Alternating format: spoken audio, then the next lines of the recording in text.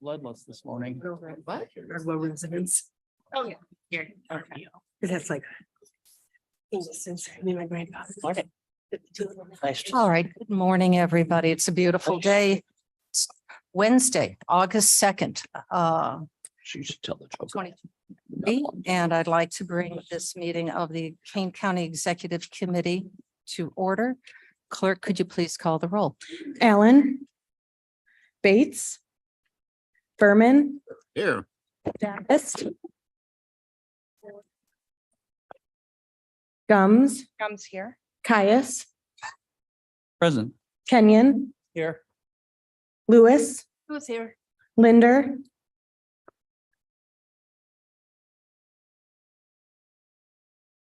Paulina.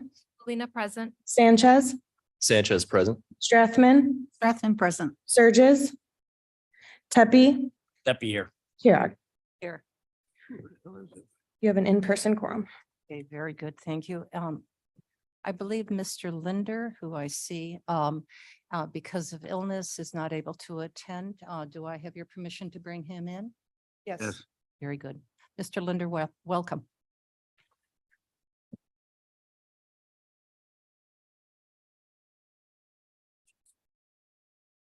So, Mr. Sanchez, could you please lead us in the pledge?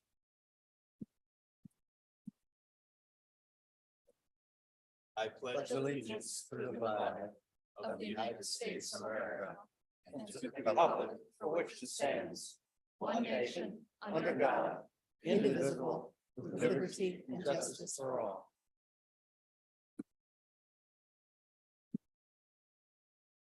Can I please now have a motion and a second to approve the minutes of July 5th, 2023. Madam Chair, this is Caius. I would ask for unanimous consent for the minutes for July 5th, 2023. Thank you very much. All in agreement? Yes. Head nods, yes. All very good. Thank you very much. All righty, let me hear open this up a little easier. Here we are, here.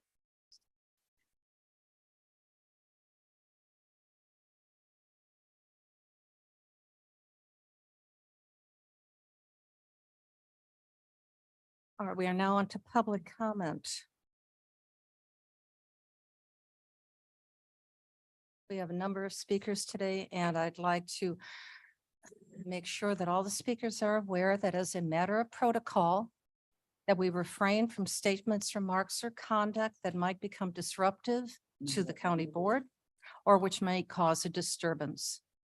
We have a number that are on agenda. I believe all speakers are on agenda today. The first speaker will be Ken Zitko. Mr. Zitko.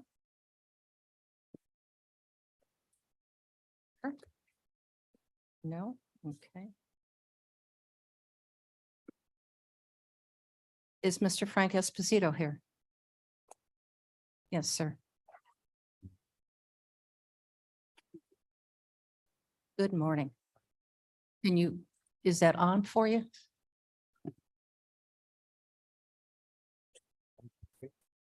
Oh, this There you go. testing, 1, 2, 3. Okay. I'm Frank Esposito. I live at 64 White Oak Circle in St. Charles. When I was reviewing the agenda, there was one item, Resolution 14, authorizing the agreement of Hart Intercivic for purchasing of voting machines. I want to give you a little bit of a background for me. I have spent 20 years as an internal auditor and a controller in the Sears organization in New York City when they were doing their women's wear in New York, and then here at the Sears Tower. So 20 years of looking to see how things are run and to see if there are any areas that can be improved. Well, I'm the person who found a way to take the train from New York City to Providence, Rhode Island without paying. Now, I never did it, but I know how to do it. And that was over 40 years ago. So my mind is such that I'm looking to see where areas can be a problem and to see how we can resolve the problem. I had a little show and tell, but with this screen here, I don't know that you're going to see it. Imagine that we have a voting machine. Okay. And in the voting machine, people cast their ballots. And I just picked two colors. It doesn't matter. These are the only colors I happen to have that I cut up. These votes go into the machine. The machine does its magic. And then at the end of the day, the machine prints out a report. Hopefully, it comes out with the same two votes. But there is the possibility that something happens within that machine and it comes out different. Okay. And the possibility that in two came in and maybe three come out. And the whole problem, as I see it, is in the software. Part of my duties at Sears was to develop software. And I can tell you, you can make it do whatever you want it to do. So you hope and pray that your vendor is someone that is doing it correctly. Okay. So software is the main thing that we have to be concerned about.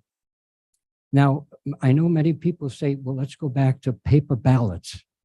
Well, even with paper ballots, you've got to be sure that there's someone looking through the entire system, that no fooling around is being done with the ballots. In Texas, I've done some research. In Texas, they're using the same vendor that you're proposing to use. But they've come up with something that they call it SOS 101. They're training voters.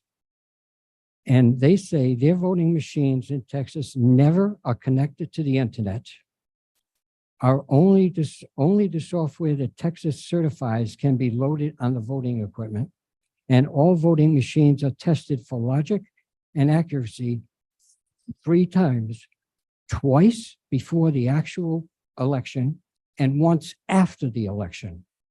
I've seen a video to see what they were doing to be sure that they were getting the results that they thought they should be doing. So in my opinion, the machine should never be connected to the internet. I don't know if ours are here, okay? I don't know enough about how the elections are handled in Kane County. In our form of government, elections must be fair and equitable.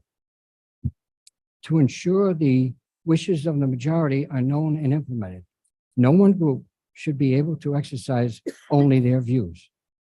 Therefore, I would like to know if the Hart Intercivic contract, including all addendums, is available for review by the general public.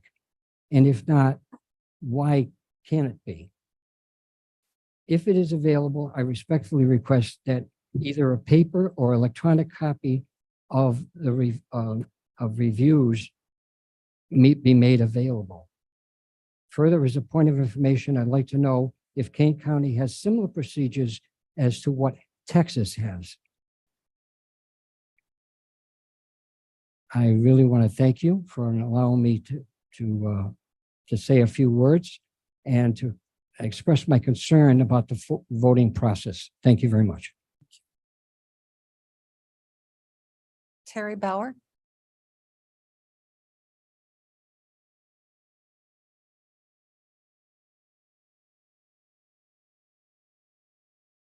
Good morning, everybody. I'm here to ask for 2 things today. I'm here to ask you to save the taxpayers millions and millions of dollars and not get the machines, because machines are synonymous with fraud. Across the country, machines have been known for fraud. And I'm asking you for the second thing, to join a wave that is moving across our country, a wave of paper ballots, bipartisan hand counting in original precincts for accountability, limited absentee ballots, We don't need 46 days for one election. Let's limit that because it's way too long. I don't want to stifle anybody from voting. I don't want to prevent anybody from voting. We all need to vote. But we do need to change what's being done because we can't trust our elections. Thank you.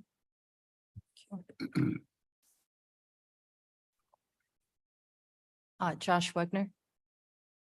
Or Wegger, I'm sorry. That popped up a little bit. All right. Good morning, county board members. It's a pleasure to be here with you this morning. I'm Josh Wegger. I'm executive director of the Illinois Economic Policy Institute, or ILEPI for short. ILEPI, by way of background, is a nonprofit, nonpartisan research organization. We obtain high quality data and we employ rigorous analysis to produce accurate information that elected officials can use to make sound decisions. And if you haven't visited our website, I urge you to. It's illinoisepi.org. It's a wealth of information. 10 years we've been in business. And again, we're here for you to provide policymakers and leaders with factual, rigorous information to help you in your decision making. First of all, I want to say thank you for your service. It's not easy to run for office and give the time that it takes. And I think it's underappreciated sometimes. So we always want to make sure to recognize that and thank you for your service on this county board. Also want to thank you for the efforts that have been made so far to join a growing list of local governments across the United States that have made the wise decision to adopt a responsible bidder ordinance. And my organization has done extensive research on responsible bidder ordinances as a public policy, and all positive, all empirically positive. And it's encouraging that you're willing to join that group of local governments. Local examples include Lake County, Will County, LaSalle County, Grundy County, DuPage County, and cities like Naperville and Aurora that have all adopted responsible bidder ordinances. Why? Because when it's time to build critical public infrastructure, taxpayers deserve the best. They deserve the best quality firms and the best craftsmanship. And it's all about taxpayer value. That's the key. And that's what a responsible bidder ordinance can deliver. Secondly, America is facing an acute shortage of skilled construction labor. There's going to be a demand for construction, the likes of which this nation has never seen in the next decade, with the bipartisan infrastructure law, the Inflation Reduction Act, the Illinois capital bill that we have. And so everybody that's involved in public policy has a role to play, and you can help fill the gap of shortage of labor with this public policy response by demanding labor that's had adequate skills training to do construction. I'm also aware that there are some concerns about the RBO, and I think there's sincere concerns around diversity and implications for small business.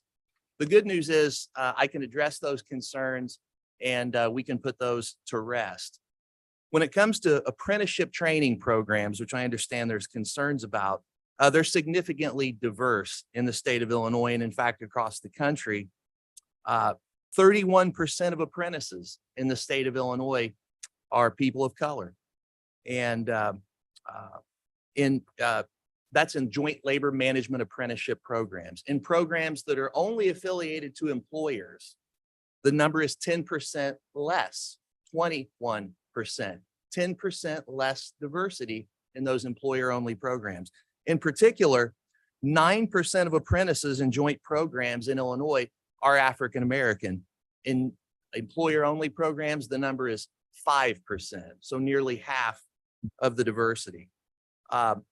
Small business concerns. I've heard people say, well, this is going to be a problem for small businesses to participate. The truth of the matter is there are 29,000 construction companies in the state of Illinois. 75% of contractors in Illinois and across America meet the definition of small business, 75%. So the vast majority of the construction that you see being done is being done by small businesses. I know we see big businesses out on the expressways, large construction companies, but that's not representative of the industry. So the vast majority of contractors, both union and non-union, are small businesses, 75%. Our data proves that. So that is a concern that also that is sincere, but we can put that to rest as well. In closing, want to thank you for your consideration. We advocate the responsible bidder ordinance. It's been a lengthy, detailed process, a lot of input. My organization has been proud to offer some input, some data, some perspective, and would love to see you join the other local area governments in adopting a responsible bidder ordinance. Thank you very much. Have a good morning. Thank you. All right, the next is the monthly financial. Is Kathy Hopkinson here? There she is. Welcome, Kathy. Good morning. Your financial information is in your packet. If anyone has any questions, let me know. I just want to give an overview of where we are in the budget process. That is the critical process that we're all working on right now. We've held kickoff meetings over the last 2 weeks for both the department heads and the elected offices. Everybody is working on getting their information loaded. We hope to have all of that loaded and able to, for our finance staff to start reviewing by the end of next week. A key part of the budget process that's important to this executive committee is at your next meeting, the executive committee will be taking a look at whether the PTEL or the CPI will be approved. So that will be on your agenda for next month's executive committee meeting. Does anyone have any other questions? Yes, Mr. Tepe. I'm sorry, but what is the PTEL amount this year? The Say PTEL again? amount? Is it 5%? I believe it is, yes. Thanks. So you have to make a decision to choose the lower of the CPI or PTEL. And I believe they're both at 5% right now. So it would be the same.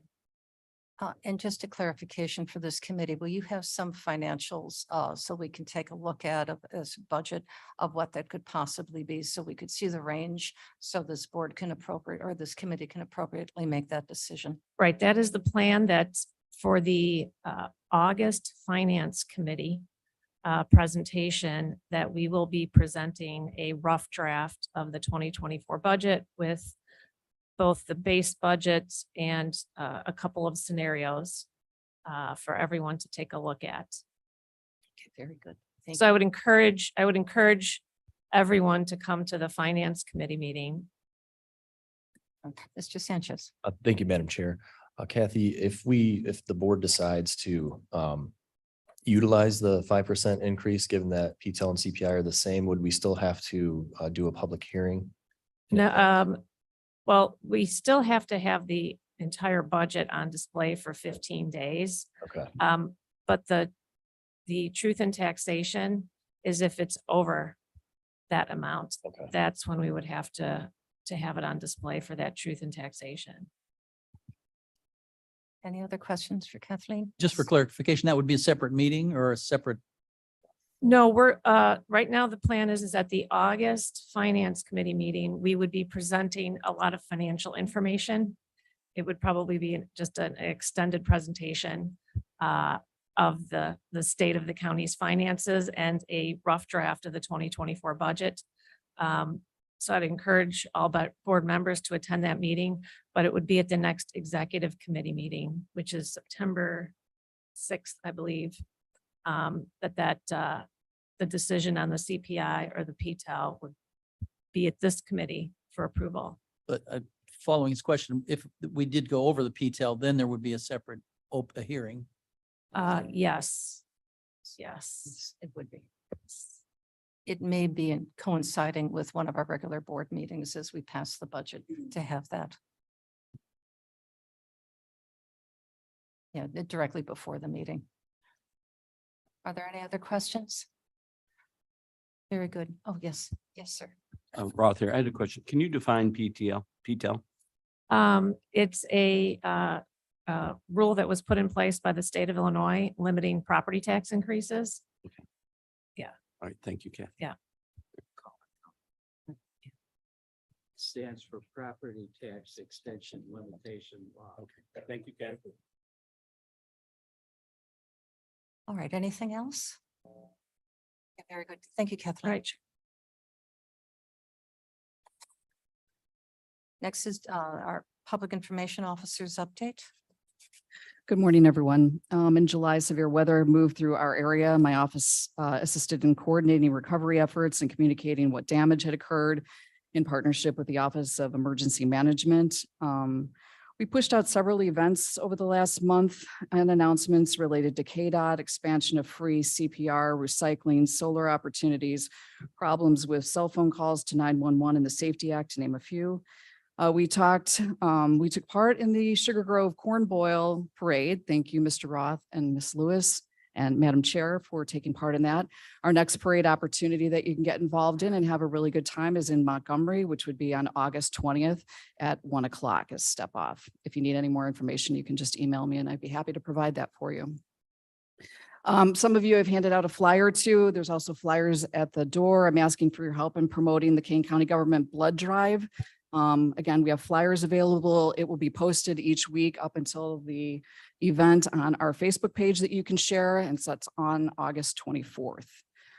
Kane County Connects continues to grow. We got a very nice shout out from the village of West Dundee, in part saying that Kane County Connects is a great source for regular information on events, activities, developments, opportunities, and more for Kane County residents. Have you subscribed? So I want to thank them very much for that. Also, the Kane County Chronicle linked back to one of our stories, which was nice too. And finally, Gabe, he's gone. He finished his internship. I think it was mutually beneficial for everyone. And I want to thank everyone who took time to talk to him, encourage him, share their stories, their experiences, their insight in county government. And his last task, we kind of ran out of a couple of things for him to do. So he and I created this for school kids, a word puzzle to see if you can find every city and town in Kane County. If you would like an opportunity to try that, I'm going to get it up and downloaded soon, but it's a lot of fun. So you want, okay, got a copy. You can try it out. So that's what my office has been up to this month in part. So if you have any questions, I'd be happy to answer them. Yeah, that's a rare question. Are there any prizes? What do we win? The glory of knowing all the communities in Kane County. Gives you a prize. Farm Bureau gives you a prize. A Burger King. This is, I think, the second or third version. The first one was a little easy. Yeah, it and was, it yeah. became much more complex. So, yes. I'd Yes, ma'am. just like to say thanks to Gabe for the farmland preservation program article that he wrote. That really caught my eye and he did a wonderful job. Did do a good job. Very good. All right. Any other questions from Ms. Mann? None? Okay, everyone's anxious to get the word puzzle. Just see what it's like. It'll be distributed out. Good for the gray matter. And you all have bragging rights. Next, is there any old business from anybody that they'd like to bring up? No? All righty, we do have some new business that I would like to share with you all. On June 10th, 2022, last year, Governor Pritzker signed the Decennial Committee on Local Government Efficiency Act into law. And this requires townships, road districts, and township multi-assessment districts, but not school districts, to convene a committee to study and report on local government efficiency. So I'd like to bring up John Dugan, who's going to talk a little bit about this and what the impact this is going to have to be for our board as they review this. Oh, okay, now John. So I'm John Emerson from the Emerson. county clerk's office. And just wanted to let you know that as far as we can tell, this is a creative writing project for all of the taxing districts. And it's all of the taxing districts, the fire districts and the sanitary districts. So you're looking at about 200 different reports that you'll be getting in 18 months from now. So far, only 5 districts have filed anything with either the county board where they're supposed to send the report at the end of the time that they have their meetings. But what this does is it sets up each of those districts is supposed to set up a committee that has the head of the district and 3 members or so from the district itself, and then 2 members from the public on it to come together and determine based on their budgets and what they do with the appropriations that they get from public monies, how much of an efficiency they get from that money. Not really clear in the law what that means to anybody, and it certainly does give them a lot of guidance as to what this report's supposed to look like. So it'll be interesting to see what they come up with. And do we take any action from the board level to make recommendations or oversight? Law doesn't say anything about that, doesn't have any ramifications if they don't. So it was really loosely written to hopefully get people to talk about the efficiencies of the public monies that they're receiving, but that's about it. And quite frankly, the clerk's office really doesn't have anything to do with it. They are supposed to report it to the county board of the county that they are located in. We will receive the paper as we receive any documents that are brought into our office and hold on to them. So that's why we have 5. 1 fire district, if I'm not mistaken, or Hampshire Township has turned in something. And basically that something is just a report stating that they have set up the committee. These are the committee members, and these are the 3 dates that the law requires them to meet. And they will come up with a report within 18 months. Very good. Okay. So I wanted to bring this to your attention so that if any of you go visit any of your township or fire protection districts, et cetera, and they ask you about this, you are aware of this requirement.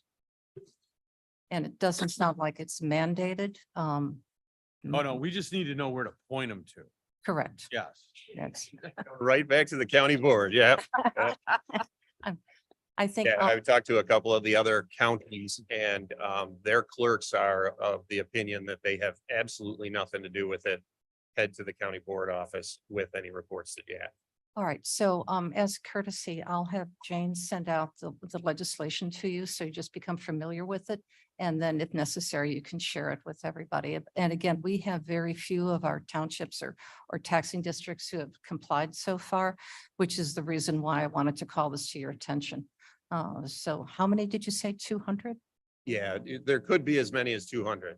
There are small districts, paper districts, the Marywood Fire Department or Fire District that only takes in money and then turns it right over to the Aurora Fire Department that I don't think is going to have anything to say about efficiency with that money. But And is this municipalities as well?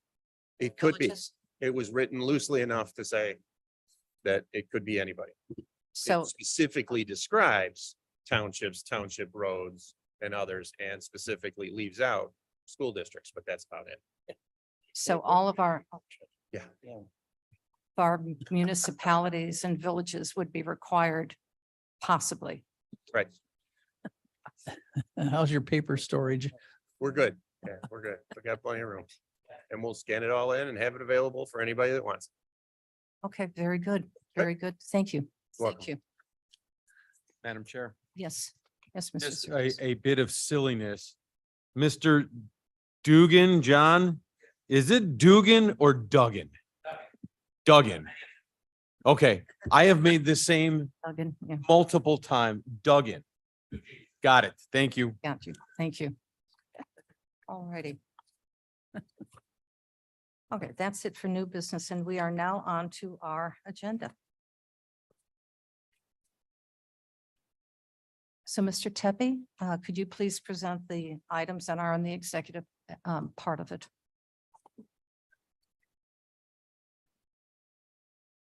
For the executive committee, resolution appointing Constantine Dino Constans to the Board of Review, and the appointment of member of the Board of Review of Michael E. Madziarek, CIAO. I so move. Sanchez seconds. Thank you. Any discussion on these? I did have a chance to meet Mr. Constance, and what an accomplishment he is. I've not had the opportunity to meet Michael Medzirik, but I look forward to. But I can say we are in good hands with Mr. Constance, excuse me. So with that, clerk, please call the roll. Allen, Alan, I. Berman, Yes. Ford, Yes. Gums, Gums, yes. Caius, Caius, yes. Kenyon, Yes. Lewis, Yes. Linder, Linder, yes. Molina, Molina, yes. Sanchez, Sanchez, yes. Strathman, Strathman, yes. Surges, Surges, yes. Pepe, Yes. passes. Okay, thank you very much. Mr. Berman? Thank you, Madam Chair. There's 19 resolutions in the finance. If there's any that you'd like to delete from the consent agenda, I would request you to announce that now. Madam Chair, Ford, Mr. Ford? and I believe it's number 19.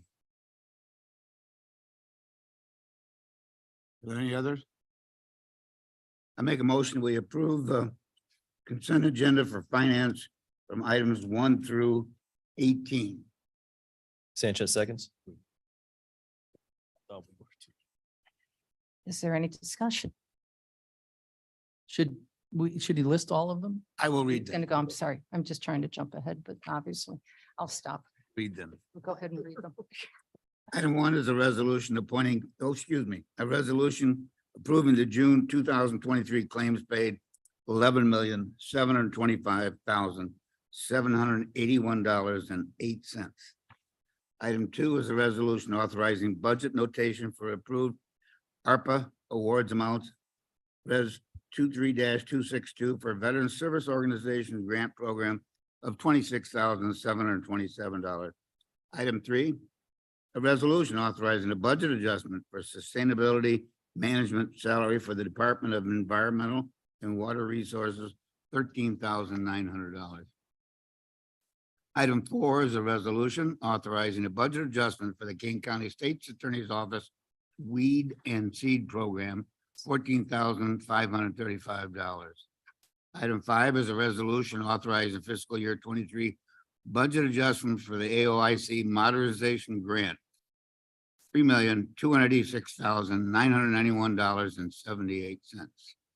And item 6, a resolution approving a budget adjustment for the Village of Big Rock DCEO Grant Administration with the Office of Community Reinvestment of $23,000. Item 7 is a resolution authorizing the county to contract with Humana Incorporated to provide the 2024 healthcare continuation coverage for Medicare eligible retired and disabled employees and surviving spouses. And item 8 is a resolution authorizing the contract for the King County wall finishing and painting services not to exceed $100,000. Item 9 is the resolution authorizing the contract for Prison Rape Elimination Act, PREA, resident reporting services for the Juvenile Justice Center, $16,800.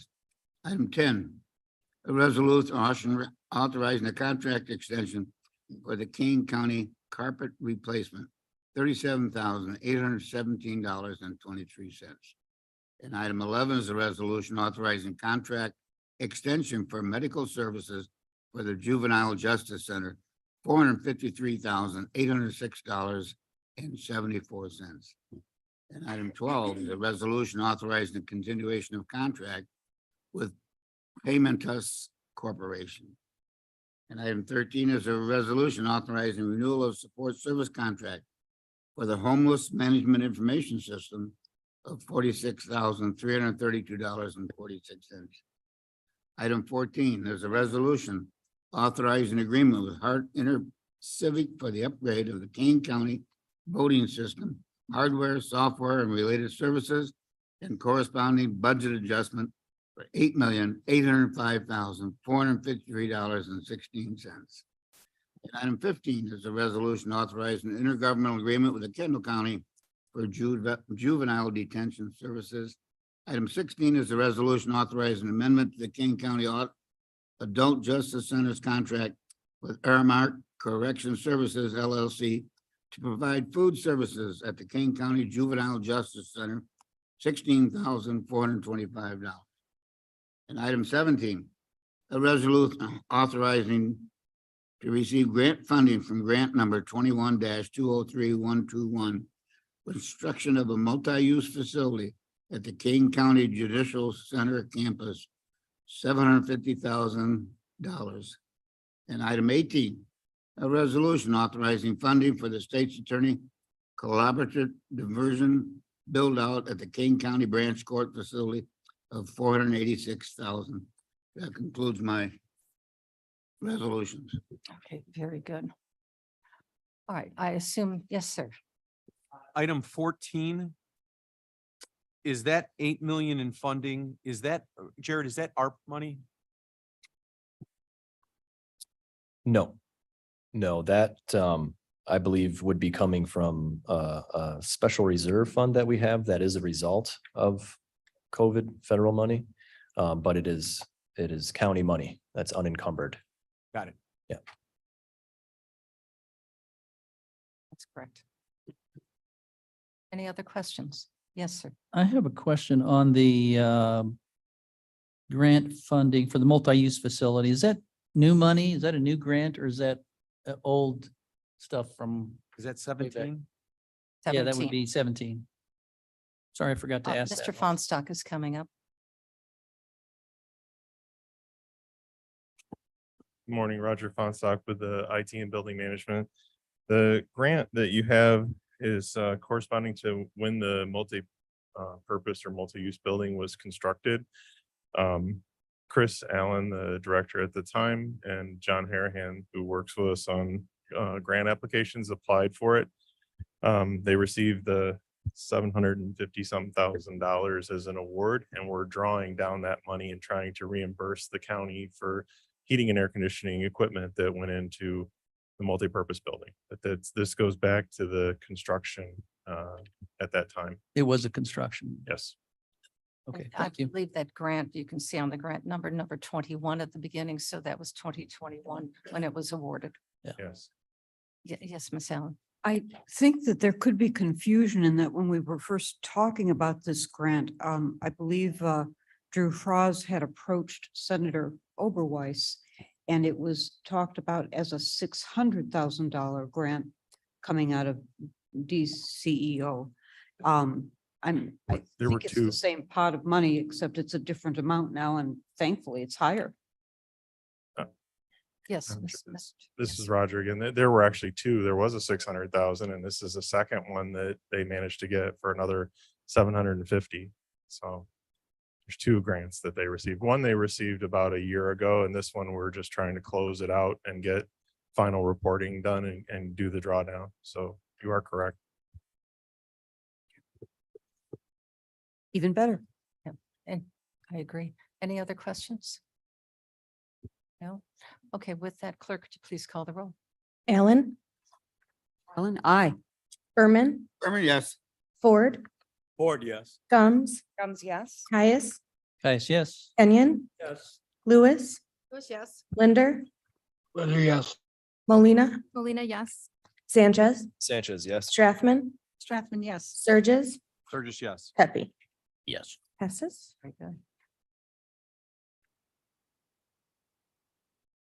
All right, may I have a motion and a second to approve number 19? Madam Chair, this is Caius. Yes, Mr. I Caius. would move to approve resolution TMP 23973, amending chapter 2, article 6, division 3 of the Kane County Code to establish responsible bidder requirements on the public works projects. Okay, very good. A second, please. Gums will second. Thank you, Ms. Gums. And comments, yes, sir.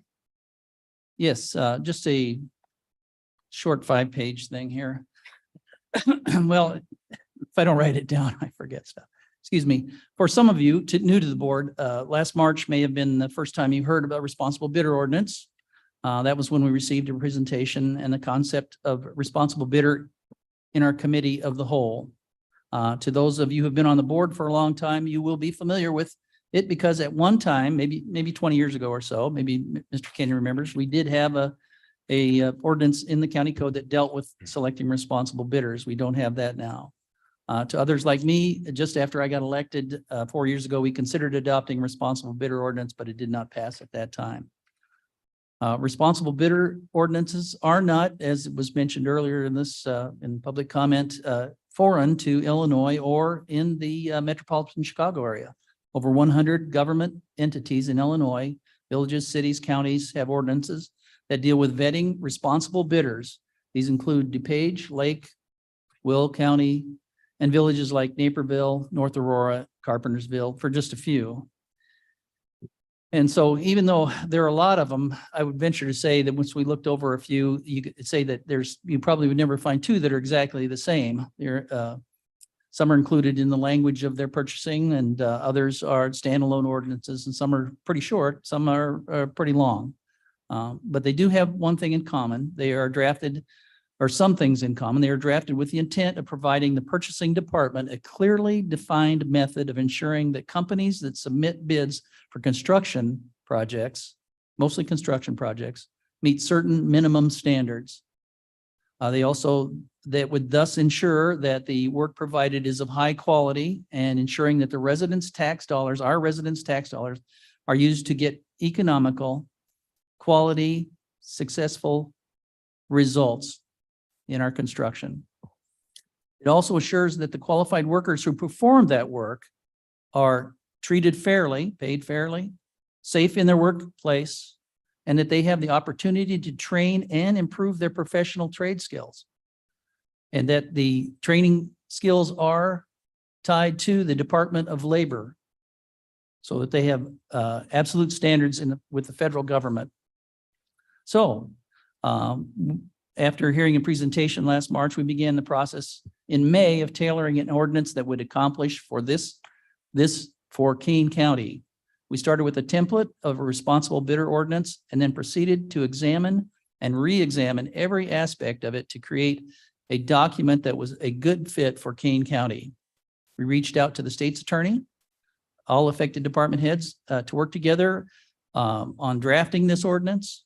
This included department heads from development, or excuse me, IT and purchasing, water resources, and the Division of Transportation. We met a number of times throughout June and July and thoroughly examined every aspect of the ordinance. Nothing was sacred.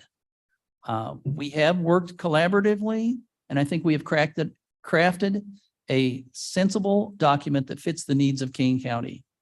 Among the many issues that we discussed and modified, we worked with transportation to include language to avoid duplication, since they are already required by state law to adhere to nearly all of the requirements for their projects.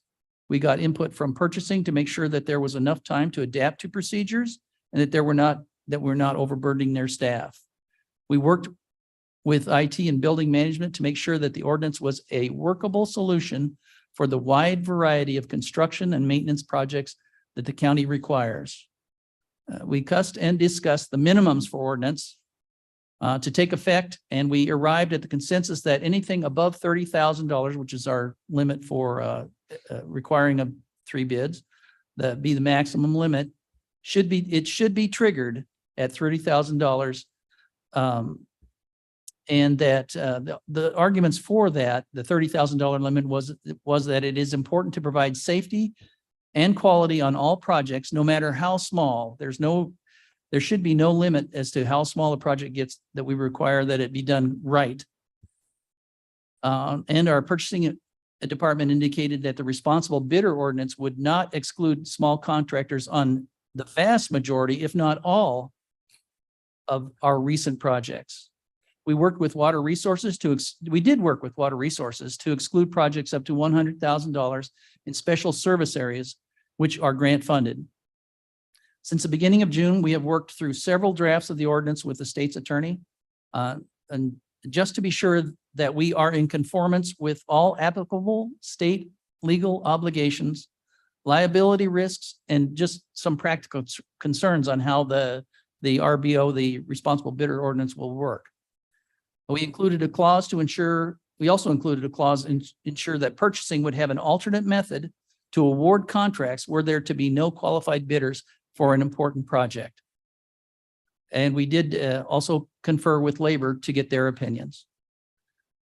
I believe that the ordinance that is in your packet today is as close to perfect fit for our county as we could get at the time. Of course, nothing is 100% perfect. So we allowed time for the ordinance to be implemented after its approval by the board. The ordinance would not take effect until the end of the year, so there is time for modification should they be necessary. And in the spirit of modification, I'd like to offer an amendment, which was suggested by our purchasing department. I would move to amend the resolution to read in section D, that's the validity of pre-qualification classification subsection 1, line 6, to read total period of 3 calendar years. That would be inserting the total of the word 3, the number 3, and calendar years, omitting 12 months, the word 12, the number 12, and the word months. I would also include in that section 1, line 8 would read thereafter during the three in numbers parentheses, calendar year period, inserting the words during the 3 calendar year period. And with that, I would ask for a second for that amendment. Berman, second. Thank you, Mr. Berman. There is a amendment to this resolution. Is there any discussion on this? Yes. Ms. Allen. Would you mind going over the amendment one more time? Certainly, it's in a section, let's see, it was section D. That'll be on page 134 of your agenda. Sorry, I didn't put that in.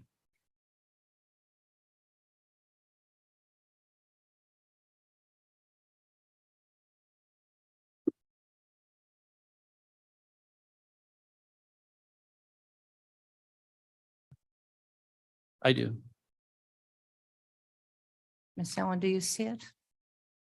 If you look on D1, and it's on the screen right now, look on the second paragraph. It says Kane County Public Works Projects, 1, 2, 3 sentences down. That begins. Go to, yes, sentence 6, line 6, under section 1, subsection 1. Starts right there with, I'm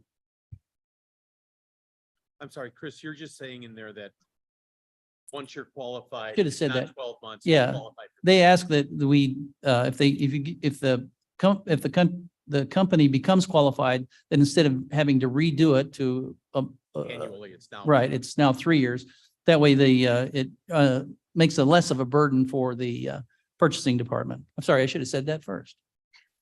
Yes, Mr. Sanchez. Thank you, Madam Chair. Chris, I don't see Karen from purchasing here, but maybe you would know, they still have to submit something annually to just confirm that they're still in good standing for this. I believe that qualification? if their conditions change, they have to notify us of any modifications annually. Okay. But if they qualify and nothing changes, it's a 3-year Okay. appointment. Yeah, that's good because it makes a difference if we're not having them do it every year, the full process. And instead actually, of I think 3 years. it's actually listed in there. If they make any changes, they have to notify us within 14 days. If you read the Okay. text, I didn't include that. Excellent. Thank you. All Any right. significant changes. Any other questions on Clarification. this? Find it? Yes? No? Are we going to vote on the amendment and then go back to discussion, or do you want Correct. to discuss Correct. the whole? No, we're going to vote on this amendment because we have an amendment on the floor, ma'am. Okay. Okay, so I see no other questions. Clerk, do you want to read what the amendment is one more time? Can you do it? Perhaps Mr. Caius can just refresh us. one Okay, more it would time. be in section D. That's the validity of pre-qualification classification, subsection 1, then you go down 6 lines. And it begins on the left-hand side. That line would then read total period of 3, the number 3 calendar years.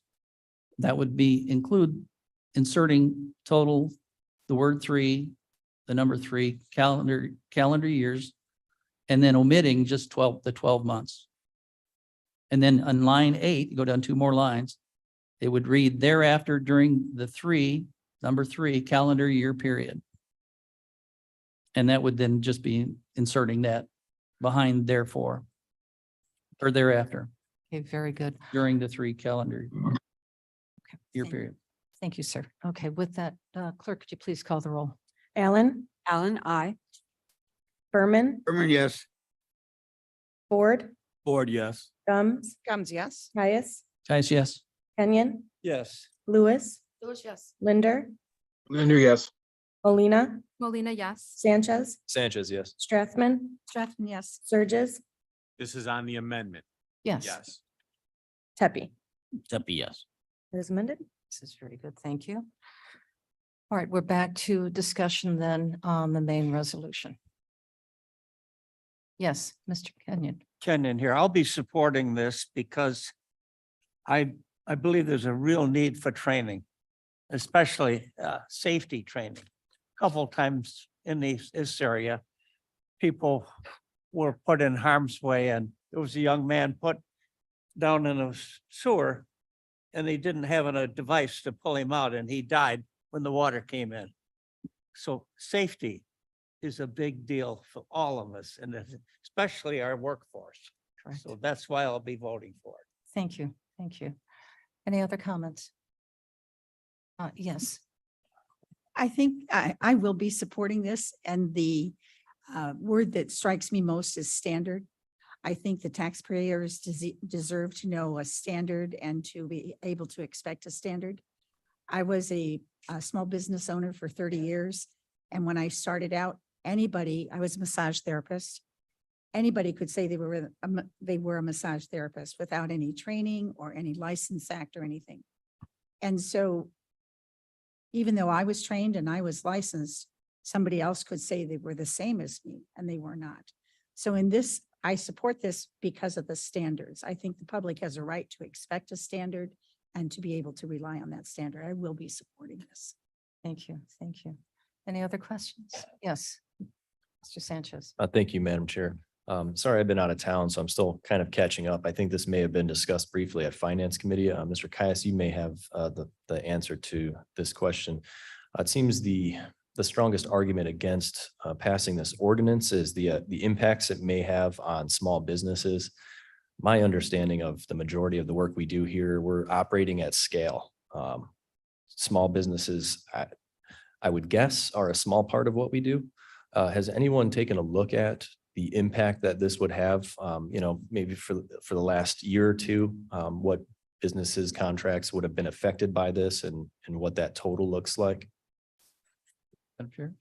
Can I go ahead Yes, and Mr. respond? Caius. Then I would answer that. During our meetings, we included Karen in those meetings, and I specifically asked her, just, okay, have there been any of these?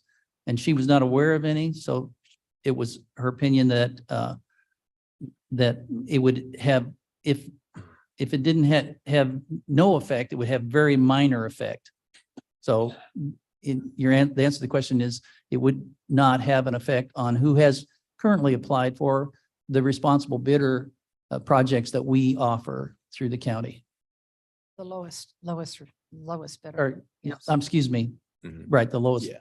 And we're talking everything the- 30,000 and above anyway, so it's not. the It's all smaller. above, yeah, so if it's just one person and, that's a pretty big job for a one-man, two-man shop, 30,000 Thank you. Okay, or yes, Ms. 29,000. Allen. One of the things that the county has been doing recently is when we are getting ready to change our rules or set up our rules, we have been bringing in all stakeholders. And Mr. Caius, you mentioned a lot of stakeholders putting a lot of time into this already. But like when we're doing the bees, the bee ordinance, or the business about you have a neighbor with kids playing in a yard and a neighbor next door wanting to do target practice. So in trying to come up with regulations, we're bringing all of those players in. Chickens is another one. But I don't hear that small business people were included in this conversation. And I think that would be really helpful to bring in some. When I had, when I was chairman of administration, one of our vendors that seemed to be much respected and used was an electrician who was a one-man company. Now, I'm not, I would not want to set up a situation where that gentleman was not able to continue working for us. I believe one of the goals of our county is to be as inclusive as possible and certainly to support local small businesses wherever they may be and try and include them in. I am wondering if we are trying to fix a problem that doesn't exist. I called around to try and see if we'd had problems with vendors not performing, if we'd had any lawsuits coming out of vendors making mistakes, getting hurt on the job. And in people I talked to, I called Elgin, my home city, and so on. And they said that our procurement already, our bid documents already include a great deal of these things that we're concerned about. And someone who has made a bid, if it's accepted, it becomes part of the contract. So everything that's in there continues on. There's already the equal employment opportunity responsibility, insurance, sexual harassment policy, prevailing wage. I mean, if somebody in the county is doing a $500 project and they hire someone, they're going to pay prevailing wage no matter what. Substance abuse policy, references, of course, and diverse workforce. I just want to hear this one vote. And bonding if applicable, I'm sorry.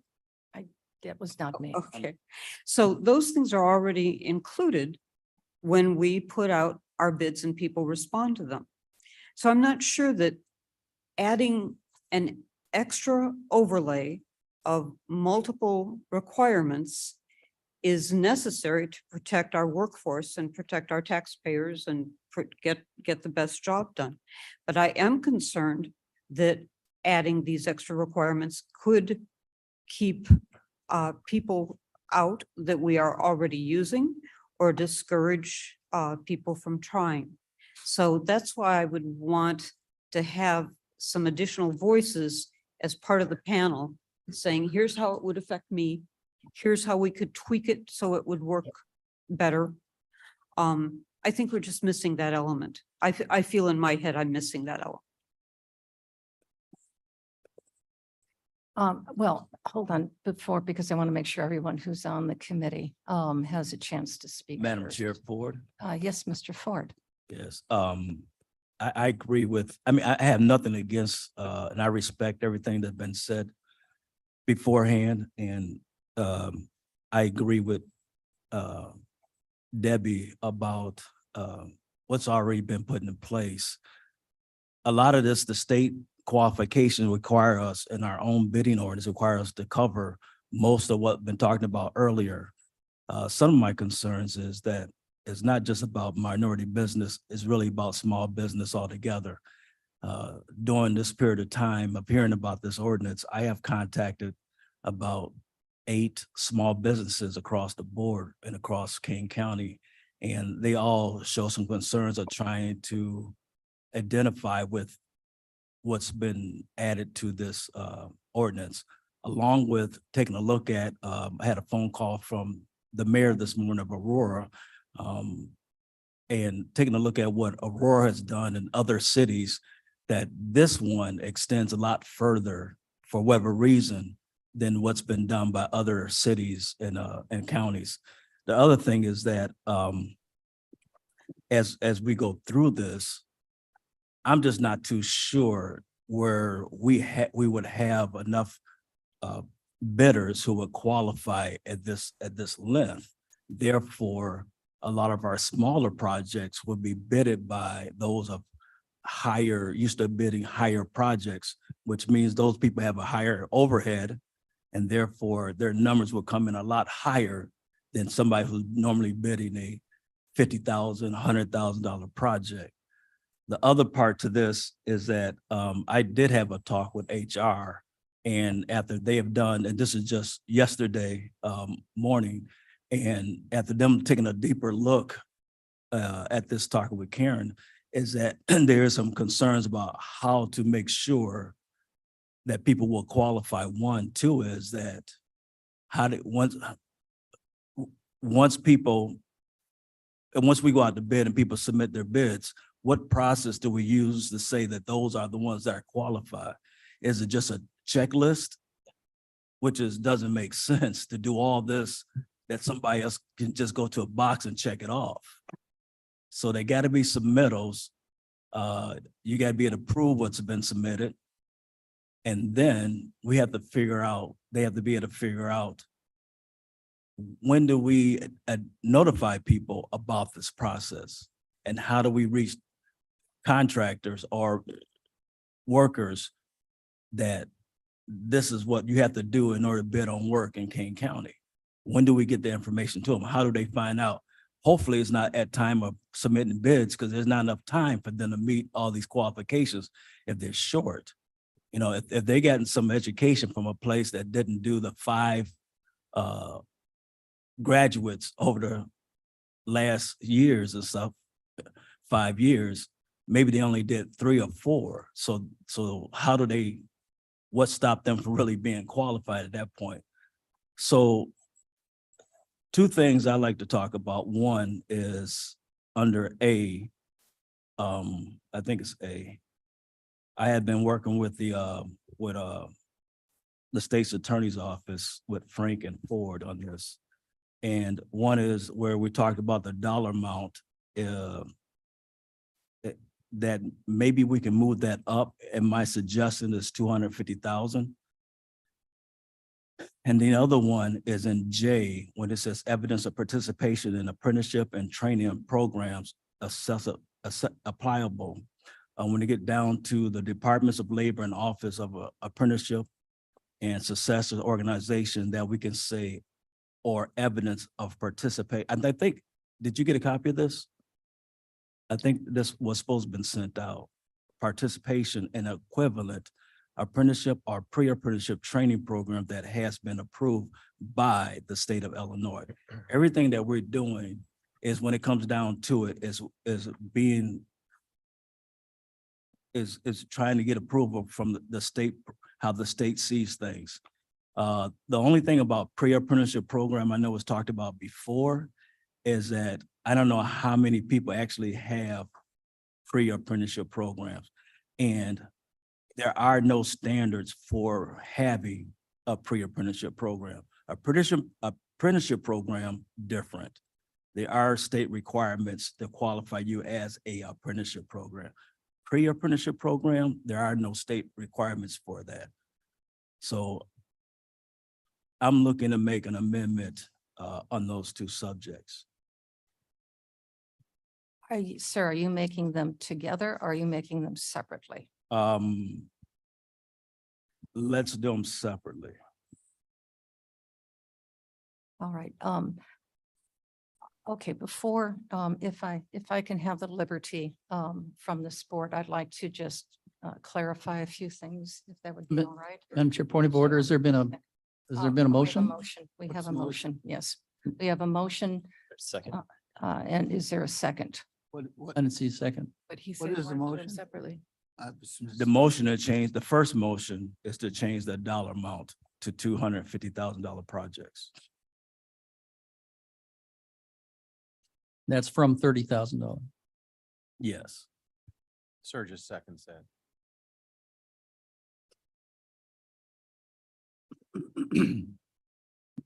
All right, is any discussion on this? Yes. Mr. Caius. Certainly. This is Caius. The question I have is that it sounds like that, I mean, we could pick any number. 250,000 sounds as random as any of them. 30,000 is the logical point, because that's when we require bidding. It also makes sense, as I mentioned in my earlier statements, that if we require a high standard of quality to address the quality of the project that's being completed, where do we stop asking for that quality? Do we stop asking for that quality at $250,000? Because we are asking for more things that identify that this company is going to do quality work. Do we stop it at $50,000 and then we don't have training for safety, the extra 10 hours safety training that Ms. Allen suggested or is important to Mr. Kenyon? At what point do we stop and say, okay, that's low enough. We need to save something. We need to save money or something at some point. And so the guys that are working we're asking the small businesses then to go ahead and work without these. I mean, they do have to apply for them, but they don't have to qualify them. So they don't have to they don't have to be vetted to do the quality work and be as safe and allow for training that we all want to have accomplished in our county. So that would be my rebuttal to that. Madam Chair Ford. Yes, Mr. Ford, but I would like to be able to see if there's any other comments before. Yes, Strathman here. I would like to know how many, I know we have some very big projects going on that are high dollar amounts, but I would like to know what percentage of our bids are below 250,000 already. It seems to me like that this sounds like a reasonable amount, but I'll bet you, I'm thinking that would cover a lot of the jobs that we hire. And so I think, well, I agree with Mr. Kaya saying, at what point do we do away with our standards? Very good. Ms. Gums? Madam Chair Gums, respectfully, I think we ought to stick with the 30,000. I think asking folks to meet requirements shouldn't have a dollar amount on it to begin with. Also, doing the research, going back, Ms. Allen, you talked about how many folks have we had that this has affected. Will this response for bidder ordinance affect those smaller businesses? In my discovery, the answer to that was no. Don't take my word for it, but I'm a researcher, so I discovered no. I will support this RBO without the amendments. I understand the argument for Mr. Ford. I just do not see that it supersedes the requirements that we deserve and the taxpayers deserve. That's my opinion. Thank you, Ms. Gums. Is there anybody else? Ms. Allen again? On the training, anybody who works for us, who responds to any of our bids has already got to be licensed. So the plumber, the electrician, the carpenter has already satisfied the state's requirements, which would certainly have to do also with safety and how to be safe on the job as part of your licensing procedure. So let's say that my one-man operation, the electrician, and I don't know if he's still doing work for us. I should check the payouts more closely so I can see if he's still one of our employees. But let's see, it would be 4 years ago that person was there. So let's say that guy is running his business. How does he satisfy our education requirement as it's written here? If our language has to do with making apprenticeship programs or training programs available, then fine. We can trust people who check that box. If they hire someone or are mentoring someone, they will help that person get into trade school, get into Waubonsie, take a class or whatever. But you can't just, I have in the calls that I made, the 2 calls that I made, I couldn't find a college that would say, oh, sure, we have a program and we can give someone a certificate saying that they are part of our program. They don't have that. What they have are classes that people take. So if Ron is mentoring someone in his company to upgrade his electrician skills so that he can pass the state's requirement, then sure, he can send somebody off.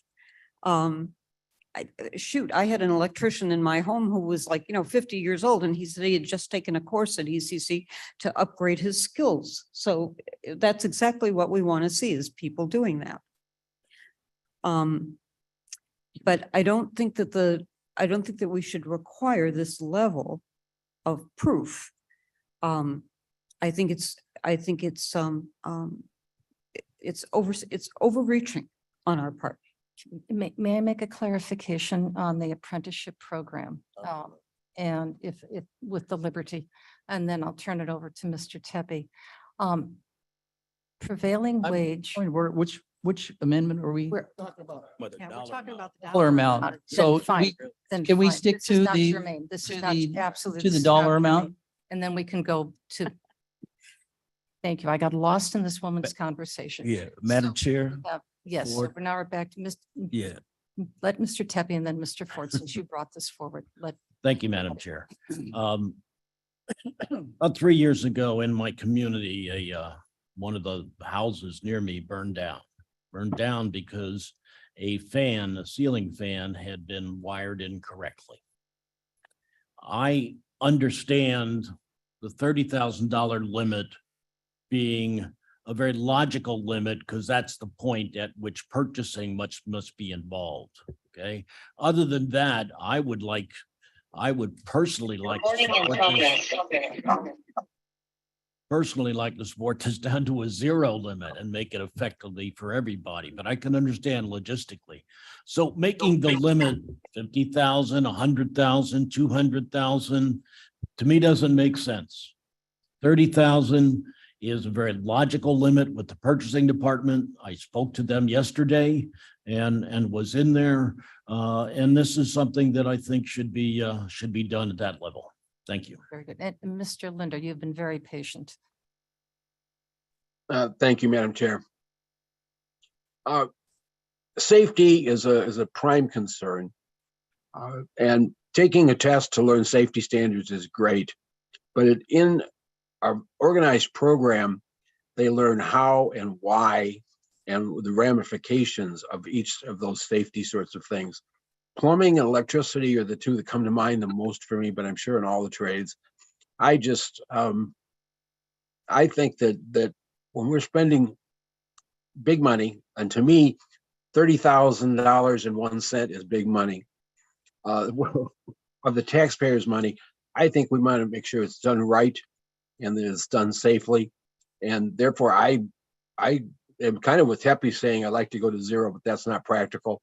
I think $30,000 is a very reasonable limit. And all deference to Ms. Allen and her electrician friend, I think would be foolish for a big project, something over $30,000, to hire a one-man company. Something happens to that one man and we'd be in trouble anyway. So I don't see that we'd be hiring a very small business for a project that's bigger than 30,000.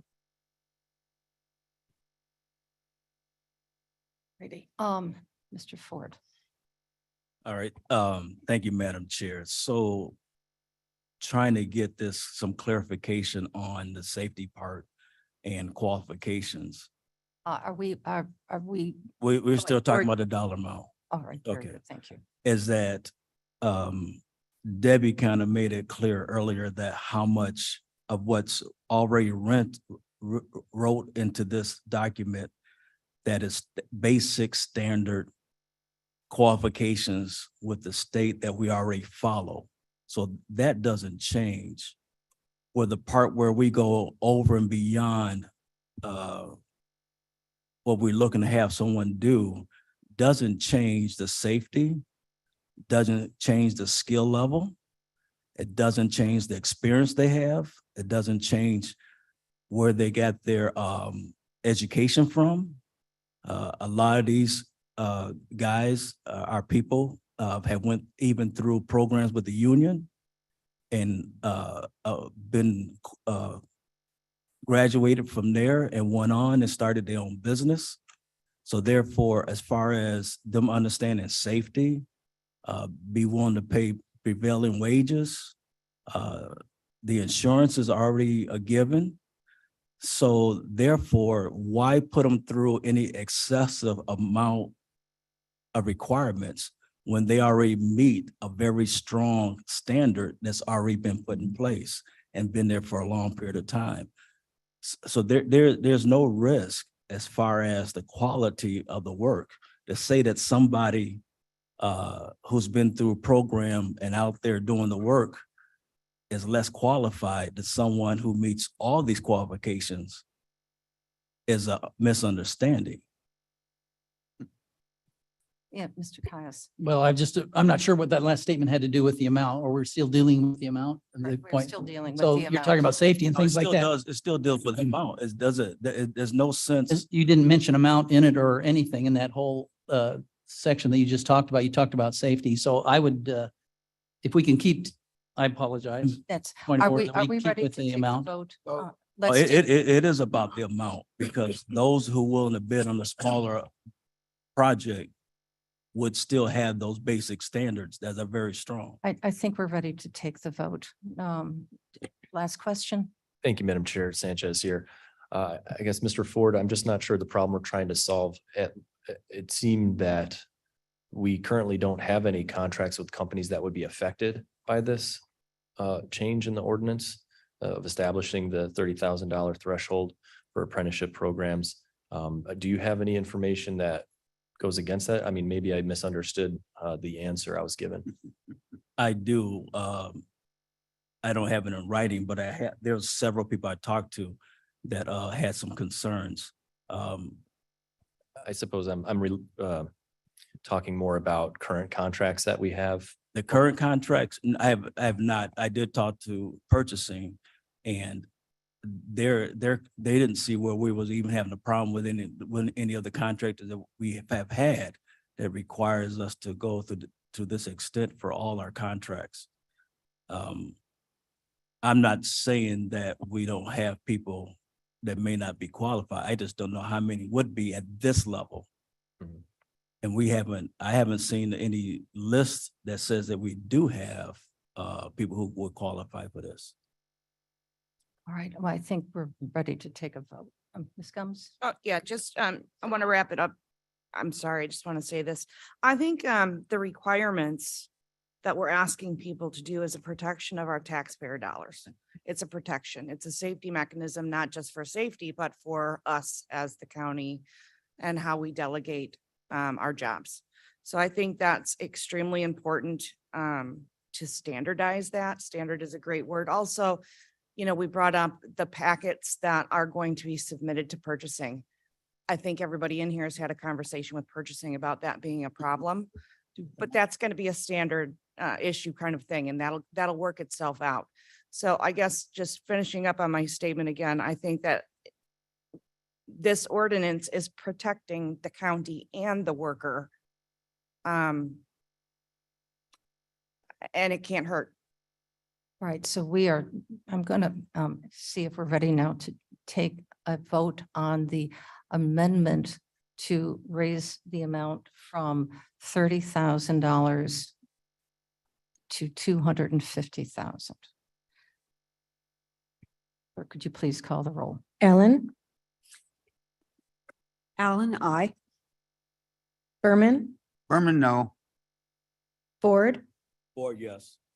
Gums, Gums, no. Caius, Caius, no. Kenyon, No. Lewis, Lewis, no. Linder, Linder, no. Molina, Molina, no. Sanchez, Sanchez, no. Strathman, Strathman, no. Surges, Sturgis, yes. Tepe. Zeppy, no. Fails with 10 noes and 3 yeses.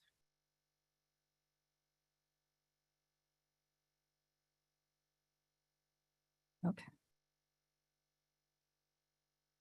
All right, anything else? Madam Chair, my other one is within J. So you're talking about BJ. Yes, Was there a motion? I am making a motion. that where it starts off with the Department of Labor Office of Apprenticeship or its successor organization, that's get added in there, or evidence of participating in an equivalent apprenticeship or pre-apprenticeship training program that has been approved by the state of Illinois. That would be my motion, so that we're not restricting people just to be sent to specific training. It's almost saying like you got to go to Harvard or your education is not worth it, in my opinion. So there's a lot of programs out there that's equivalent to that's That- been approved by the state of Illinois. Bernard. Point of order. That was that the, without the explanation, you're asking for what? The exact language?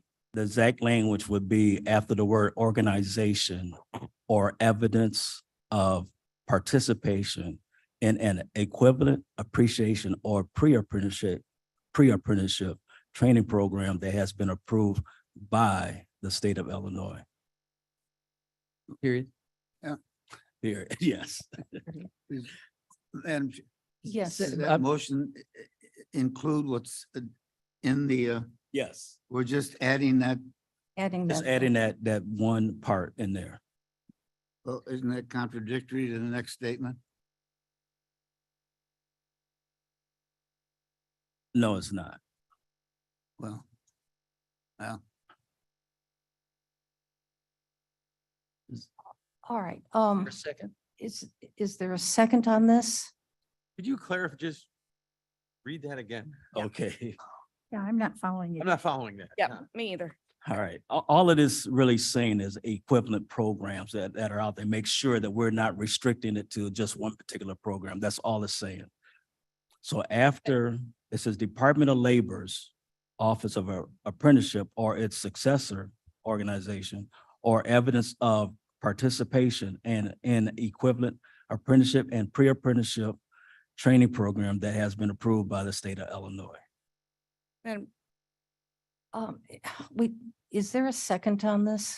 Second, Sturgis. All right, Mr. Sturgis has a second. Okay, now we're ready for discussion. Ms. Combs. so I'm trying to follow you, Mr. Ford. The suggestion that there is an equivalent to the pre-apprenticeship is non-existent because they are not recognized by the Department of Labor. A pre-apprenticeship program is not recognized. So I'm trying to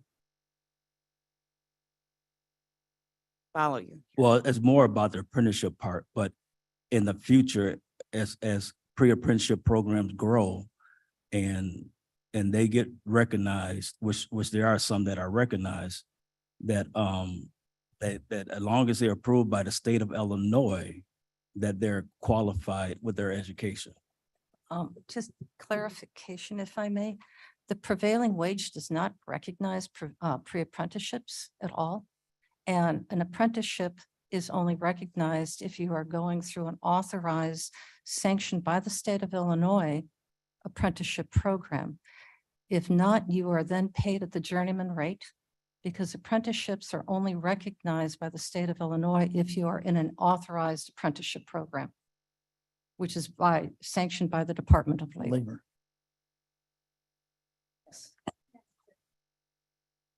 Question, Strathman here. Are the federal laws different from the state of Illinois, or do the state of Illinois follow the federal laws? I'm not an attorney, but I The federal law, I do believe that as far as the apprenticeship program specifically, the apprenticeship programs that are sanctioned have to be registered with the Department of Labor. if you, Madam Chair, if you get a federal grants, then you refer to I believe the David Bacon wages. But even those say that whichever one is higher between the two, you use. So that's where the federal comes in at. We're off topic right now. What does that have to do with your amendment that has to talk about? She the actually, I was trying to pre-apprenticeship answer a program? question. Madam Chair. Yes, here. Yeah, Shepro, Into the mic, please. that work? No, You gotta push the button on you. there you go. Oh, okay. Read that. Chosen bright green. That's better. Sorry. I wanted to say, Mr. Berman made a point about a contradiction potentially. And I see that my colleagues were conferring, and I suspect that they might have something pertinent to add at this point, Madam State's Attorney. So not yet. We're following all the discussion in regards to this. Is there a question as to whether or not they conflict? I think as we're going through this discussion, a lot of what you're talking about is policy and not necessarily legal. And so we want to make it clear that for the state's attorney's office, we're here to provide you legal advice, not policy advice. That is not our role in this. And so if there are specific legal questions about this, we'd be happy to answer them. May I make one other comment on the apprenticeship program? We've talked about this several times, but I just want to make sure everybody is clear. For a small business, you don't have to have 5 apprenticeships. What you do have to do is be a member of an organization that has apprenticeship training programs that graduates 5 apprenticeships annually. And remember, prevailing wage, which is required by the state of Illinois when you go into a public contract, part of that prevailing wage pays for apprenticeship training. So you are being paid as a company, as that small business, to get trained.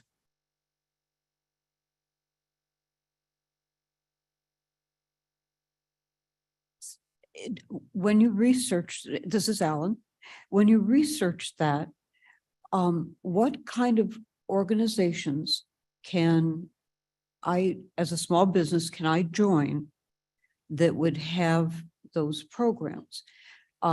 That's why I called ECC, was to see if there was a way to sign up with them. But there isn't. Yes, they have programs. My people can take programs, but they don't have a way of recognizing me as someone who is using their services. There is a website, and excuse me, perhaps someone here who has worked formally with the apprenticeship contracts programs, but you go onto the Department of Labor and you type in apprenticeships. And with that will be a listing of organizations, entities that have apprenticeship programs. Very easy to find. Yes. Madam Chair Combs, just another thing, when you're looking for those, it's only the Department of Labor. It's not through the state of Illinois. The apprenticeships programs is federal. Okay. So just wanted to clarify that as well. Just very much like a university was mentioned before, is accredited. You would not go to high school. You would not go to a non-accredited high school. Okay. Or certainly any of our attorneys would not go to a non-accredited law school. Although they can take the law exam and the bar and pass it, but most prefer, if you're going to get hired, to have graduated from an accredited law school. Really only in California. Only in California? Only in California.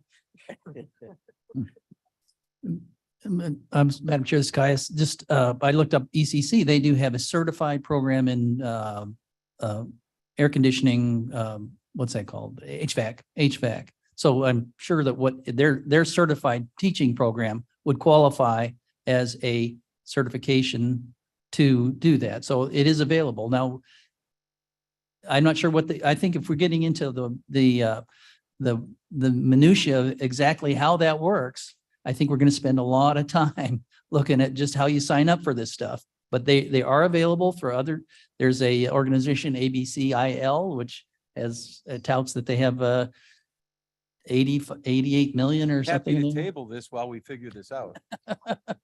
Oh. You we're need a gonna- second. Are you? efficiency People are going to get us. Yeah. We're not efficient. Yes, yes, sir. Madam Chair, Mr. Ford, can you give us an example of an organization that wouldn't be able to bid because they wouldn't have this apprenticeship program capability? I think there are people who won't be able to bid because they have went through different programs of what we specified, but yet have taken the state tests and have passed them. So everyone that goes through this, when it comes down to it, just like you saying, talking about taking the law test, which is give an example of, Madam Chair. I don't know if there's is a program that teach law that doesn't have approval program, and you can take the test. So that's besides the point. But the idea is that they can, if they take the state test and pass in those professions, what stopped them from being qualified to work? That's a single proprietor with no employees is what you're talking about. We're not talking about a single proprietor with no employees. I'm not Yes. talking about single proprietors with no employees. But Madam Chair, that didn't answer my question. Is there an organization that you know of that wouldn't be able to bid because of this requirement? Yes, I know several. Can we have an example? I have them here to explain their point Mr. of view. Tepe, please address me and I can. refer Sorry, that sorry, question. Madam Chair. Mr. Ford, a question. Sorry, Madam Chair. There are several that I talked to, and they're well qualified in their trades. I don't have them here for them to speak their point of view, and I'm not going to try to speak for them in that kind of detail. Ms. Gomes again. Madam Chair, can we call the question? Yes, please. Second that. Second No, that. no, second, we'll have to vote for it. Okay, very good. There, unless there's objection. Oh, 2/3 majority. Any objections to this? Well, Call the vote? need a vote. Okay, very good. And called. So I will read the proposed third amendment to the responsible bidder ordinance. We need a vote on them. This is, we're voting on the amendment right now. We're voting on the amendment. no objection. No objection. There was no objection. Yeah. I did not. All right, and I have it here in writing, if I may. Or evidence of participation in an equivalent apprenticeship or pre-apprenticeship training program that has been approved by the state of Illinois. Clerk, are you ready? Yep. Okay. Call the roll, please. So Madam Chair, clarity, please. This is the second of Mr. Ford's amendments. That's correct. Okay, thank you. Ellen? Alan, I. Berman? Berman, no. Ford? Ford, yes. Gums? Comes no. Caius? Guys, no. Kenyon? Oh, man, I'm still in the weeds trying to see where we're at. Oh, I know, I'll vote no. Lewis? Lewis, no. Linder? Mr. Linder?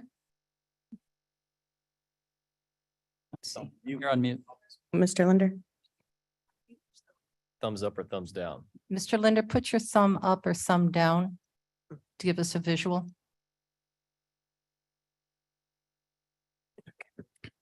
Molina? Molina, yes. Sanchez? I'm sorry, Molina, no. Oh, I'm sorry. Sanchez? Sanchez, no. Strathman? No. Surges? Tuppy? Seppi, no.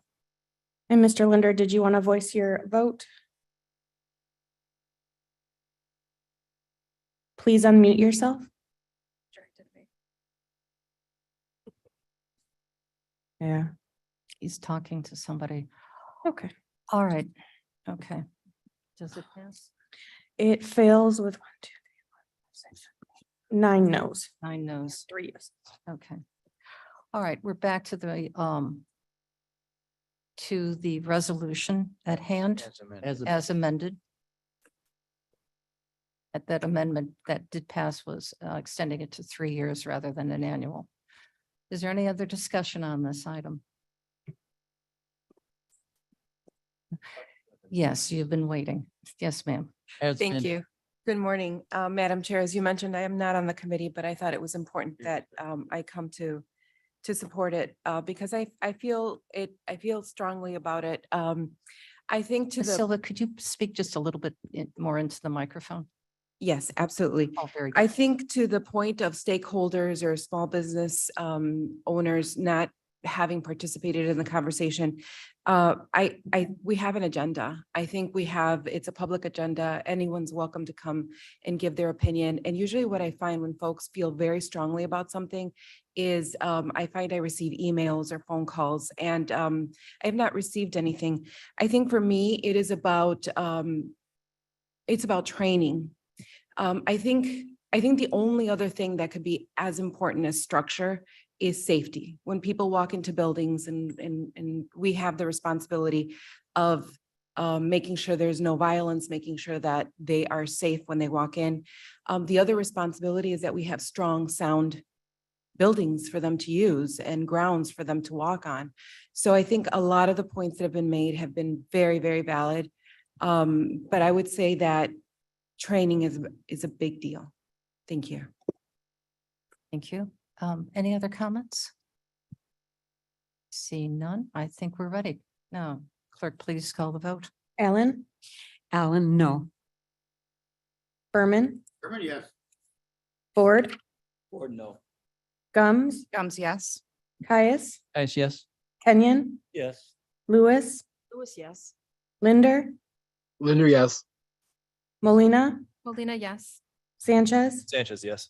Strathman, Strathman, yes. Surges, Sturgis, no. Tepe. That'd be yes. Passes with 10 yeses and 3 nos. Okay, very good. Thank you all. Madam Chair, Yes, Ms. Allen.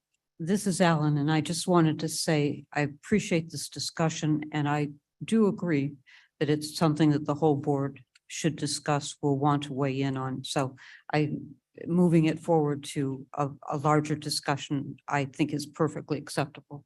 Thanks. Was that a yes vote then? I'm sorry. It will be on the agenda. Did it go? No, for the full board. All right, Human Services.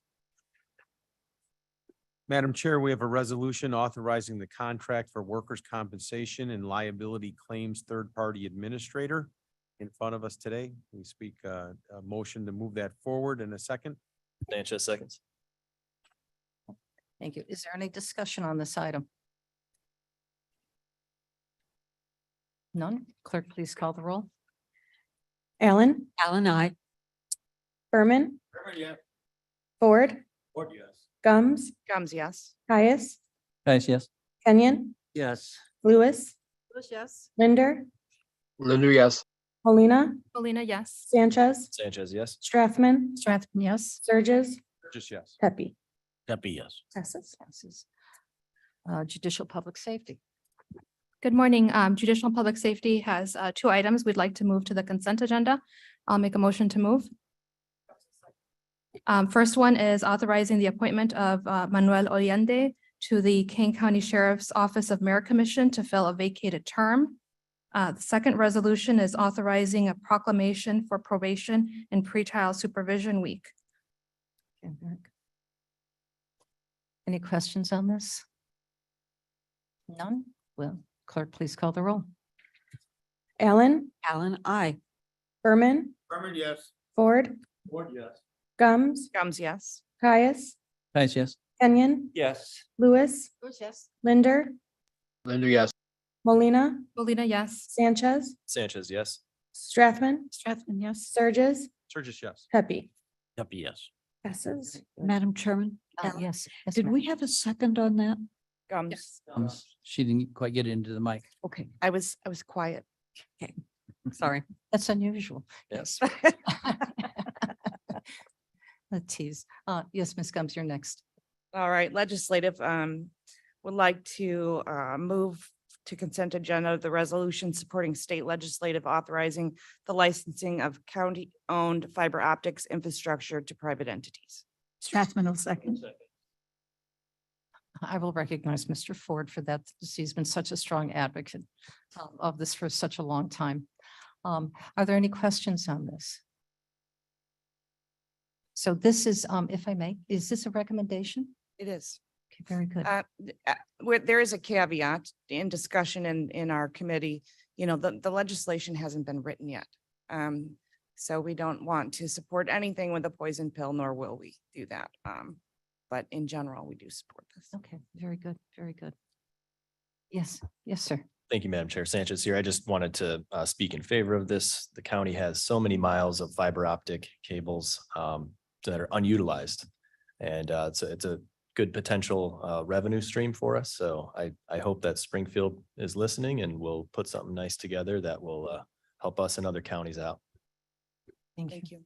Yes, sir. Equally in support. I know that at the north end, communities such as Gilbert's and West Dundee, whose industrial parks may not have existed just 10 years ago on the Randall Road corridor, are starving, have called, the conversations are there, and it continues to be a situation, at least from my perspective, and I could be wrong on this, that the fees that we have to tap onto that infrastructure are so prohibitive for them that it hasn't happened. So I don't know what this legislation is or how it works, but if this is something that opens a doorway to make some of that accessible, I am extremely supportive of that.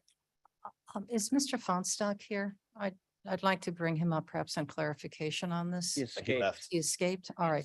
Perhaps we can, because this will be going to the full board and he can speak on that. Oh, matter. either way, I'm supportive of Oh, this. no, Yes. absolutely. I think we're all absolutely. on. Bitter wheat. It can Yes. wait. I think it can wait to the full board. Are there any other comments on this? None? Okay, very good. Clerk, please call the roll. Allen, Allen, I. Berman, Berman, yes. Ford, Ford, yes. Gums, Gums, yes. Caius, Yes. Kenyon, Yes. Lewis, Yes. Linder, Linda, yes. Molina, Molina, yes. Sanchez, Sanchez, yes. Strathman, Yes. Surges, Burgess, yes. Tepe. Deputy, yes. Okay, very good. Mr. Davis is not here. Who's going to speak on his behalf? I'll give it, Madam Chair, I give it a try, I guess. Okay, all right, go for it. All right, so transportation, there's 3 resolutions that I move. One is approval of adopt of a highway application. And the second one is a resolution approving and amending to the agreement with Barn Software Technology, Inc. in Chesterfield, Missouri, actually been there, for the permit software and implementation services, Kane County section number 21-00530-00-MS.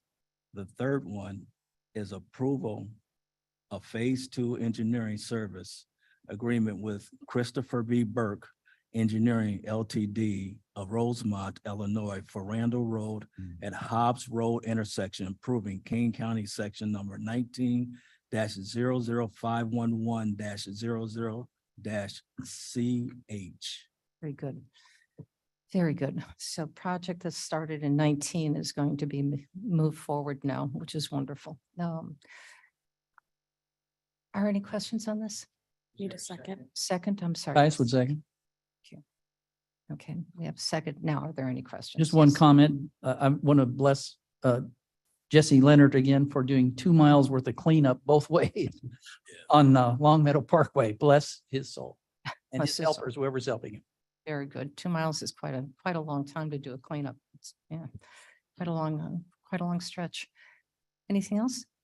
Okay, with that, clerk, please call the roll. Allen, Allen, I. Berman, Berman, yes. Ford, Ford, yes. Gums, Gums, yes. Caius, Yes. Kenyon, Yes. Lewis, Yes. Linder, Linda, yes. Molina, Molina, yes. Sanchez, Sanchez, yes. Strathman, Yes. Surges, Burgess, yes. Tepe. Deputy, yes. Okay, that's it. Very good. Well, we are now at the end of consent agenda and we have a opportunity to go into executive session. Yes, Want a sir. motion? Yes, I'll we move we do. go into executive session. For the purpose of, The purpose of Session, discussing Conducting. release of minutes. good enough, good enough. No, my microphone. I guess is it good enough? Second, we have a second. Clerk, could you please call the roll to go into executive session? Allen, Alan, I. Herman, yes. Ford, Yes. Gums, Comes, yes. Pius, Yes, yes. Kenyon, Kenyon. Mr. Kenyon. Opinions, yes. That was a yes. I know you were. Lewis. Lewis, yes. Thank you. Linda, yes. Molina, yes. Sanchez, Sanchez, yes. Strathman, yes. Surges, Wouldn't have it any other way. Tepe. Absolutely, yes. All right, anybody online that is joining us in the closed session, please accept those invites. I also need those in the room that are on the Zoom session to also join us in the closed session.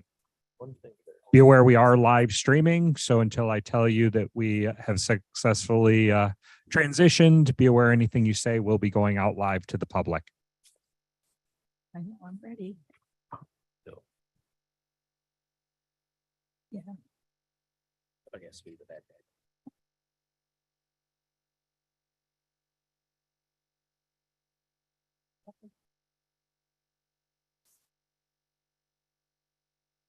You didn't like this now. Thank you. I am still missing a person in the room to join the closed session. We weren't even up there in the paintball room. You just stand back. Oh, Just got it covered. Watch it. It's falling. He stayed awake.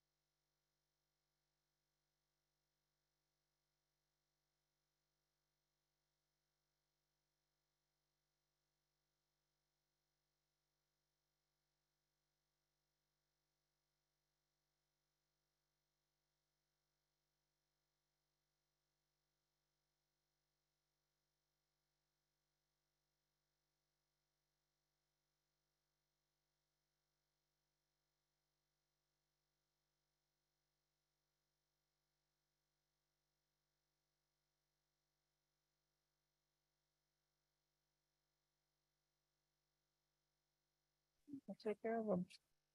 Provide a home. Will not hurt us. No. That won't pet them either. No. Well, and I only have one that needs a home. Another day, another dollar. Yeah. Just get rid of all of them. We'll take them. We need them. I should make it $2. Need them. Yeah, we don't have very many. All right, you are in open session. Tell you. We are now back in open session. Clerk, could you please call the roll? Allen? Allen present. Bates.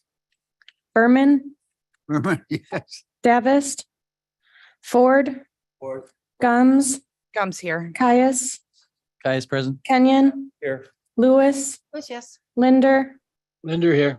Molina, Molina present. Sanchez, Sanchez present. Strathman, Present. Surges, Tepe, Deputy here. Huron. Here. May I please have a motion, a second, to approve the release of closed session minutes and noted on Exhibit A by recommendation of the state's attorney. Caius moves. Gums will second. Ms. Gomes, thank you. Okay. Clerk, please call the roll. Allen, Allen, I. Berman, Berman, yes. Ford, Gums, Gums, yes. Caius, Caius, yes. Kenyon, Yes. Lewis, Yes. Linder, Linder, yes. Molina, Molina, yes. Sanchez, Sanchez, yes. Strathman, Strathman, yes. Surges, Tepe. Deputy, yes. They're approved. All right. Are there any committee reports? Madam Chair Gums, just want to thank all of our electeds and our department heads for getting back to the legislative committee with your agenda ideas. And we're going to be working on that. Wonderful. Are you still accepting submissions? Yes, ma'am. Yes, ma'am. Don't announce that, though. It's supposed to be here by the 1st. Uh, They're in the mail. Yeah. Yeah, well, absolutely. All right, very good. Anybody else? No, yes. Madam Chair, sir, just once again, to have a state's attorney sit all the way through this, if there's any way we can bounce our agenda items, that something like just approving executive minutes. I don't know how long they sat here for this, but if we Oh, could the do whole that time. after comments or whatever's comfortable, but this is, let's just, I think she's doing paperwork back there. yeah, okay. Do you bring your typewriter? And it's so exciting to do it here. She so. was probably working Thank on you. this. Yes. Productive We are, time. we are going to make sure that there's electricity put there so that our state's attorneys could bring in their laptops and be productive during this period of time if their batteries. Oh, Mr. Linder, you have your hands up, I see. Thank you. Oh, I'm Yes, sorry. I just want to apologize for the vote that I appeared to miss. Zoom just locked up on me and I finally had to dump it and restart it. Okay. Okay, thank you for that comment. Yes, sir. Thank you. Frank, SAO. I would echo Mr. Surges on this. This is, a routine thing that we do once a year. It's basically a period of a month where we, have Ms. Tabor or someone else who is having to sit through all of these all the way to the end. After last week, we've started making requests. I know all of you committee chairmen, you probably heard these requests. We would ask either A, you guys formally move executive to after public comment going forward, actually in the agenda, or we would ask that you just humbly allow it to be moved on situations like this. So, we understand sometimes if it's more of a specific issue, I'm happy to be here and stick around to the end. But if it's more of a routine issue like this, if you could wait, we would ask after public comment. We understand we don't want to make people have to come back out after they walked in, but I think after public comment, that's a nice middle ground for us to be able to do it. So that would be my humble request. If that can be done going forward, we would appreciate it. And with that, that certainly is very acceptable, but if you could let our office know early that this is just going to be quick and easy, we can accommodate that before the agenda goes out. That's fine. We'll let Jane know. Thank you.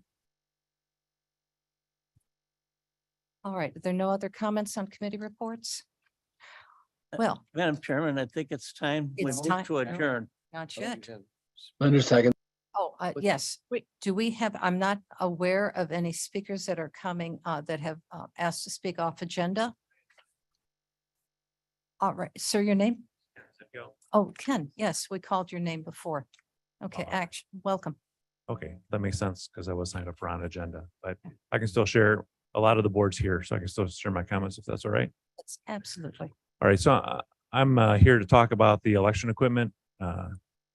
There was not a lot of conversation about it today anyway, so I'll just give this information to you for our next full board meeting where I'm sure the issue will be up again. I'm asking that the issue be tabled for further consideration before making a final decision and approval. Spending $8+ million is a huge endeavor, and hopefully we can consider a few things that I just wanted to share. One is that, like I said last time, there's an election commission. David Young talked about it in the public service meeting. There's an election commission that's going to be presented to the board for approval. So it feels like it should be in the purview of that group to make this decision. And so rushing it through right before a decision like building that commission seems like a sort of improper order of operations. One of the reasons I think that was it was being pushed the last time it was presented was timing. So I wanted to point out that the current plan is to roll this new system out between October 1 and the primary. And there's actually a larger window of time between the primary and the general election. So almost 1.5 times as long. So if we could fit it in between October and the primary, we should be able to fit it in between the primary and the general election and still avoid a long-term wait. Separately, then I just wanted to speak to a few other ideas. Federal Election Commission has some guidelines for allowable error rates in an election, and they officially permit 1 in 500,000 ballots can be erroneous, and they still call that a valid and certifiable election. Since there's been so much conversation about election fraud in the past few years, most people are trying to do an evaluation, reduce that number down to 1 in 125,000, just to eliminate any gray areas or controversy over what may be soft places in the law. If we take a look at the 2018 midterm in Kane County, there was 172,000 votes cast in that election. That would allow us just over 1 bad ballot. I've shared previously in my many visits to this podium that both my wife and I had midterm votes cast for us, and we didn't attend that election. So our 2 votes alone would make that a uncertifiable election, and that was managed through electronic equipment. And then I just wanted to also talk about the idea of human error. There's been some side conversations about comparing electronic voting equipment and this idea of paper ballots and hand counting. Certainly, human error is always going to be a factor. We're all human, we make mistakes. Sometimes that mistake may be checking a box when it shouldn't be checked, or vice versa. Sometimes that mistake might be buying $8 million worth of equipment that we might not need. But in the consolidated election, we learned that electronics have the power to amplify human error.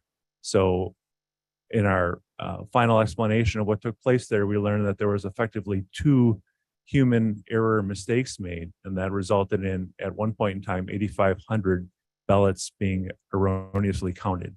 So just some food for thought. I'll share more information at the opening comments at the next board meeting. Thank you. Thank you. I don't believe there's anybody else. With that, Now I'll Sir. move that we adjourn until next time, Okay. and there will be a next time. I hope so. Caius would second. Do I have a voice vote of approval?